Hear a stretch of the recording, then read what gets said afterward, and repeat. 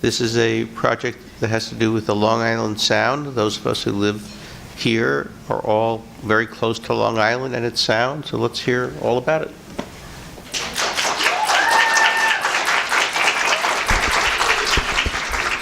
All right. So raise your hand if you would say that you have a special connection to some place. So for me, after spending 2 semesters with this workshop, I now definitely have a special connection to the Long Island Sound. But I wanted to ask that question because I really want to highlight that for a lot of places, it's really about people's connections to that place. And for the Sound, this is very true. And I want to highlight that idea throughout my talk today. So my name is Ayanna Bodie, and I'm here to present on the Long Island Sound Restoration and Stewardship Act. I'd like to thank everybody on my team and our faculty advisor, Professor Lloyd Cass. So today I'll start with the issues facing the Sound and then get into the bill, and then move on to the program design, and then end with the first-year implementation of that program. So as you can see here, the Long Island Sound watershed is really large. It stretches all the way from Canada down to Long Island and is home to 9 million residents. And then the Sound itself contributes up to $37 billion annually to the regional economy. But unfortunately, the Sound is facing a number of environmental threats. For example, the Sound is suffering from nitrogen pollution, largely due to wastewater and agricultural runoff. When large amounts of nitrogen get into the water, it can cause excessive plankton and algae growth, as you can see here. And when these organisms die and decay, bacteria consumes oxygen, causing oxygen levels in the water to become dangerously low. And this lack of oxygen can cause animals to scatter or even die, as seen here in this image of a fish kill. And this is detrimental not just to ecosystems, but to the people that rely on these ecosystems for services like fishing and recreation. And water quality issues can lead to habitat quality issues. Eelgrass, seen here, acts as really critical habitat for fish, and it used to be found all throughout the Sound, but is now only found in the easternmost regions, and this is due to poor water quality resulting from nitrogen pollution. So why should we care about these different environmental issues? Well, like I mentioned just a second ago, the Sound provides a lot of services to a lot of different people, and so it's really important that we protect and restore these ecosystems so that they may be used and enjoyed for future generations. And because the Sound is so far-reaching, there are a lot of different stakeholders involved, and so we need to figure out how do we best allocate funding and how do we choose the most appropriate courses of action when it comes to addressing these different environmental issues. And this is where the Long Island Sound study comes in. The study is a congressionally mandated bi-state organization directed by the EPA and headquartered in Stamford, Connecticut, as you can see by this map. And the study acts as a partnership among federal and state agencies, as well as concerned organizations and individuals all invested in the Sound's health. And the study guides protection and restoration activities in the Sound. And it does this through a set of 20 different ecosystem targets or goals that it wants to achieve in the next couple of decades. And these ecosystem targets are a really important element to our team's program. So the study has been working since 1985 to restore and protect the Sound, and our bill, the Long Island Sound Restoration and Stewardship Act, builds upon these efforts. And the bill's overall goal is to develop and implement strategies to increase education and awareness and the ecological health and water quality of the Sound. And it does this through reauthorized funding for restoration and protection activities through 2023. So our team developed a program design that uses 2 overarching elements to address the bill's goal: ecosystem health and community engagement. And the program was really designed to focus on sustained health of the Sound, as well as with a particular emphasis at getting at the root causes of those different environmental issues that I talked about earlier. First, looking at the ecosystem health aspect of our design, our team is calling for the study to contract out a consulting firm to conduct ecosystem valuation studies of different ecosystems in the Sound. So the ecosystems would be evaluated based on the services that they provide. These valuations would then be cross-referenced with the ecosystem targets that I mentioned earlier. So valuation and then a potential return on investment of different restoration strategies would be used to ascertain the best course of action when it comes to how the study is going to reach their different ecosystem targets. And so while this is not an example from the Long Island Sound watershed, one of the most famous examples of how ecosystem services have been used to solve an environmental problem is New York City's tap water. So I'm sure, as we all know, New York City has amazing tap water, and it comes primarily from the Catskills. But in the 80s, as industrial agriculture and urbanization were starting to expand in the region, the city's water was starting to deteriorate, and significant upgrades to water treatment infrastructure were needed. These costs were estimated to be about $4 billion, and then another $200 million in annual operation costs.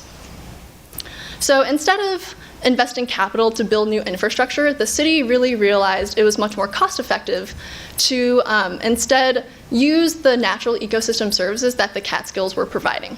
So the city instead decided to invest in preserving the environment at the source. They worked with locals in the region to control agricultural pollution and preserve land, and they ended up spending only $550 million in total to protect the city's water, saving billions of dollars in the process. And while this is a pretty extreme example, it still shows how this strategy could be applied in the Long Island Sound watershed, especially in light of the study's current smaller scale watershed restoration projects. And it could be a really good decision-making tool for the study to use when it comes to reaching their different goals. And so the ecosystem health aspect of our design directly relates to the community engagement aspect. People will get a better understanding of just how much their environment is actually worth, and hopefully this will inspire them to get involved. And so we want to use citizen science, beach cleanups, social media, and K-12 education as a means of bolstering a feeling of ownership and connection within the Sound. And we plan on doing this through the hiring of a new education coordinator and the creation of a new education and outreach committee. So citizen science and beach cleanups are a great way of combining that engagement aspect while also directly improving the environment. And then social media, as I'm sure many of us know, is a great way to spread information. And K-12 education is also a great tool for encouraging engagement. The study works with a lot of third-party organizations to promote public awareness within the Sound, and one of these is Rocking the Boat, which many of us got to visit last summer, or this summer. And Rocking the Boat is a nonprofit that uses environmental science education to promote youth development. So in this photo, on the left-hand side, you can see Havina Basil. She is paddling with her fellow peers at Rocking the Boat, and because of this program, Havina now wants to be an environmental scientist when she grows up.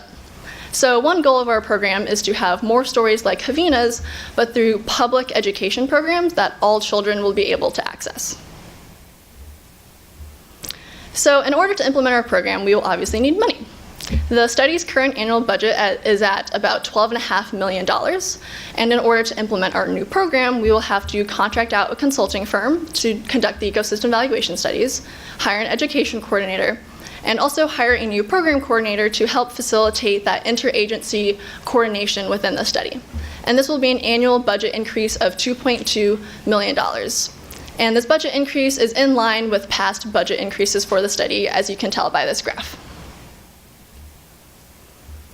The first year activities of beginning that ecosystem valuation project with the consulting firm and developing and implementing outreach strategies with the new staff and the new committee are directly related to two overall goals of our program design: improving ecosystem health and meeting those ecosystem targets, and strengthening engagement and bolstering K-12 education.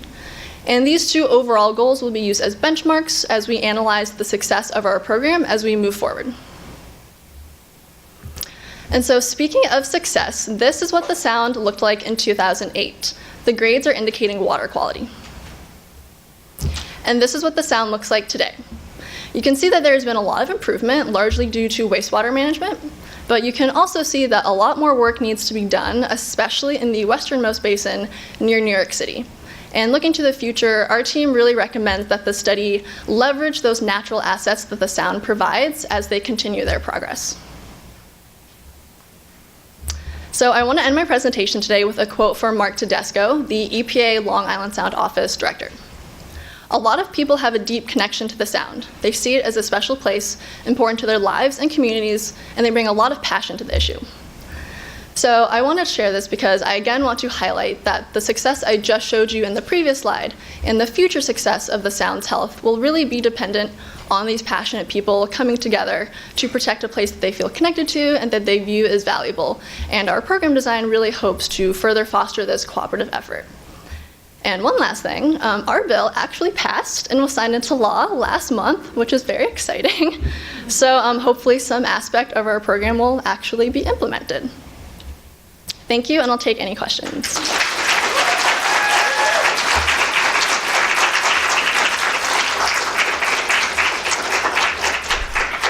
Question. One question over there. Always on the other side. Curious guy. Thanks, that was a really great presentation. I'm wondering, in terms of the last slide that you showed that had this one. Clearly it's the areas that's closest to New York City that needs the most work and didn't really improve. And I imagine that's probably because relative to other areas, there's just less existing natural capacity that you mentioned that you want to highlight. Mm-hmm. And so are there ways that you've thought of that, in this environment that's so urbanized and built up, that you can do more with the existing natural resources, or how else would you look to improve this if previous methods that have worked elsewhere haven't really had much of an impact though so far? Right, so obviously the part near the city is the worst just because of the runoff that's coming off of it, but another part of it is also because the basins to the east, since they're closer to the ocean, they mix a little bit better, so they can flush out pollution a little easier, but obviously that's not the main reason the part by the city is the worst. But yeah, so yeah, like you said, there are less, natural ecosystems, I guess, near the city, which is why, again, we really want to focus on that community engagement aspect to kind of, I guess, get them young, as people would say, so that they understand that their individual actions have consequences. And the study also does work with, they have a futures fund that works with small-scale restoration projects, and a lot of them are in more urban areas. And so we hope that our program will really, have more of those with more funding and really focus on the parts of the sound that clearly need a lot more attention.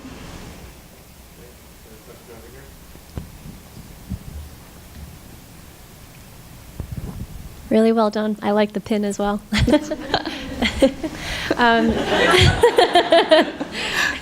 You were mentioning that community engagement was integral to the Long Island Sound Study, and I was just wondering if within it, community engagement had been measured along these different sections. For example, if there's a way to measure community engagement along the Central Basin versus, during the Western Narrows.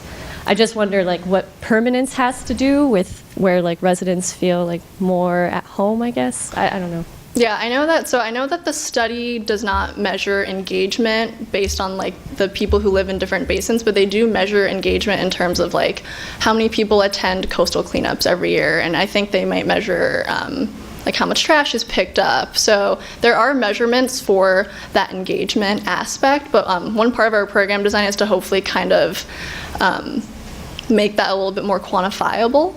And I know that there have been studies done, but from 2005, that they interviewed people who live in different parts of the Sound, and one of them was the Bronx and Westchester, and you can see that some people care a little bit more depending on where they live, which was interesting. But that study was done in 2005, so it needs to be updated.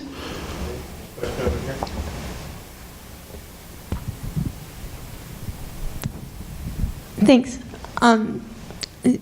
Two questions, forgive me, you can choose one if you want. One is about community engagement. I'm curious if you know kind of the breakdown of what environmental damage is due to individual actions like pouring things down drains or littering versus kind of structural level, runoff and wastewater management that's not managed properly, things like that, where you need the public to care so that the government will solve it, but individual actions aren't really the problem. So that's one question, sort of what's the breakdown. The second is with this improvement, do you know if there are kind of signs of ecological recovery also in the areas that have improved in that decade? Yep, so to your first question, I don't know exactly the breakdown. I do know that the study has focused a lot of its attention on kind of those individual efforts. So like this hashtag Don't Trash Long Island Sound, is like an annual media campaign that they have every year. And this summer it focused on plastic pollution. So I don't know the breakdown, but I do know that the study itself tends to focus on those individual and community level efforts. Your second question. So this report card comes from not the study, it comes from a third-party organization that does these assessments in different bodies of water throughout the US. And the grades only look at 4 different water quality indices. They don't look at ecological health like you mentioned, but the ecosystem targets that the study uses to track their progress. One whole theme of their targets is ecosystem health, and they track habitat connectivity and watershed restoration, tidal wetlands restoration. A lot of them are on track. A lot of them are also behind schedule. So I do think that's an aspect that hopefully our program can focus a little more attention on. Let's get to the last question of Professor Palmer over here. Can you get him a microphone? Look at all the questions. Once in a while.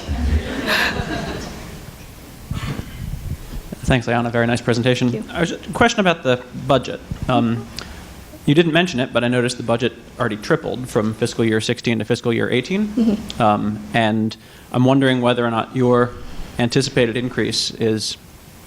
So, can you comment on...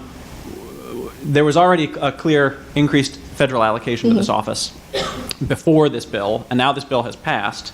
And how much does your budget play into the real budget or real budget projections? Do you have a sense of that?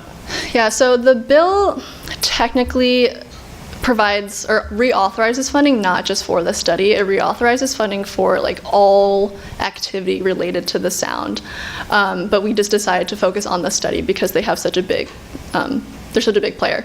But yeah, their budget for 2018 was $12.6 million.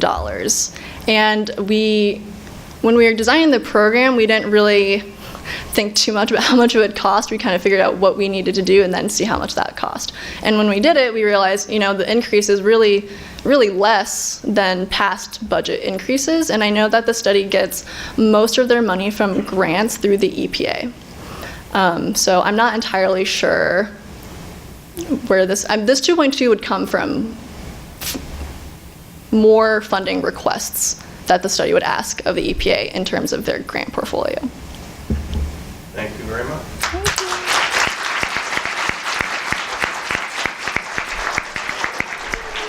Okay. Nice job.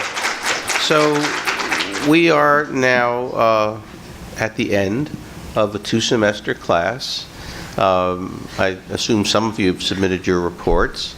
And some of you are still working on them, but that really marks the end of it. And so what I want to talk about for a moment is, why do we do this and what we hope you've accomplished? Well, the why we do it is in part to prepare you for next semester when we're doing projects for clients.